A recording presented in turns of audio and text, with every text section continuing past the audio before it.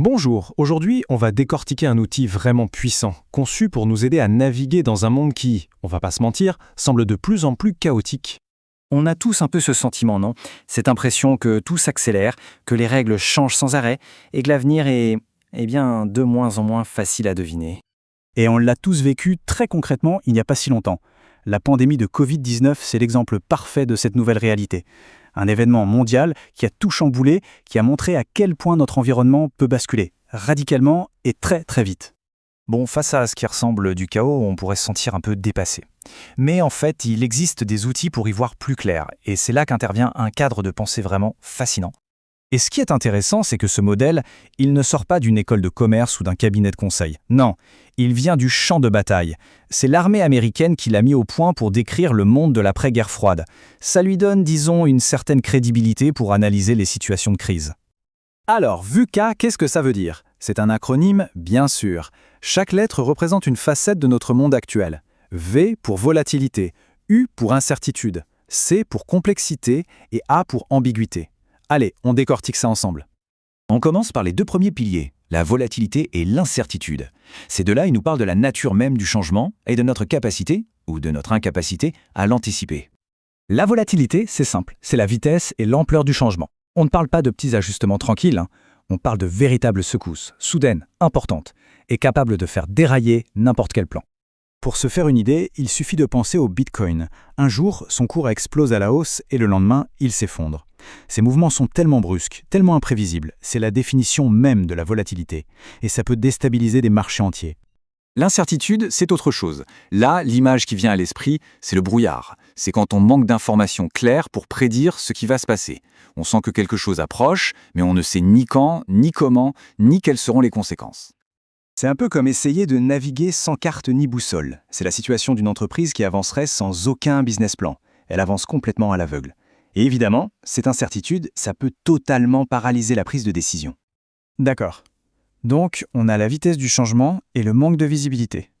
Mais ce n'est pas tout. Deux autres forces entrent en jeu. Et elles concernent la structure même des problèmes et notre capacité à les interpréter. Place à la complexité et à l'ambiguïté. La complexité. Imaginez une immense toile d'araignée. Tout est connecté. Une petite action à un endroit peut avoir des répercussions énormes et totalement inattendues à l'autre bout du système. Le nombre de facteurs qui interagissent est juste vertigineux. Impossible de tout maîtriser. Et là, attention, il faut faire une distinction super importante. Un moteur de voiture, par exemple, c'est compliqué. Oui, il y a plein de pièces, mais leurs interactions sont connues, prévisibles, un expert peut le démonter et le remonter. Une organisation, en revanche, c'est complexe. Les gens, les marchés, la culture d'entreprise, tout s'influence mutuellement et de manière souvent imprévisible. Et enfin, l'ambiguïté. C'est un peu la touche finale. Si l'incertitude était un brouillard, l'ambiguïté, c'est une sorte de brume épaisse. Ici, le problème n'est pas le manque d'infos, mais le manque de clarté sur le sens des infos qu'on a. On ne comprend pas le pourquoi. La situation est tellement nouvelle qu'on n'a aucun précédent pour nous guider. En fait, l'ambiguïté, c'est exactement ça. C'est ce sentiment qui nous manque des pièces essentielles du puzzle. On a des faits, mais on peut les interpréter de plein de manières différentes. Et aucune ne semble être la bonne à coup sûr. On n'a pas toutes les cartes en main. La géopolitique actuelle est un exemple parfait. Des événements se produisent tous les jours, mais sans avoir la vue d'ensemble, sans connaître les jeux de pouvoir en coulisses, il est quasi impossible de saisir les véritables enjeux. C'est une situation profondément ambiguë. Alors, maintenant qu'on a exploré chaque pièce du puzzle séparément, remettons tout ça ensemble. On va voir comment ce cadre, au final, nous offre une perspective complètement nouvelle sur les défis d'aujourd'hui. Donc si on devait résumer en une image, la volatilité, c'est la vitesse. L'incertitude, c'est le brouillard. La complexité, c'est la toile d'araignée. Et l'ambiguïté, c'est la brume. Ce sont ces quatre forces, ensemble, qui façonnent notre monde. Finalement, l'intérêt de ce modèle, ce n'est pas juste de mettre des étiquettes sur le monde. C'est de donner des clés pour y agir.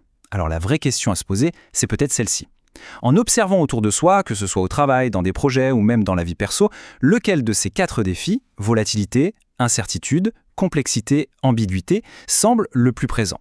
Rien que d'y réfléchir, c'est déjà un premier pas pour y répondre plus efficacement.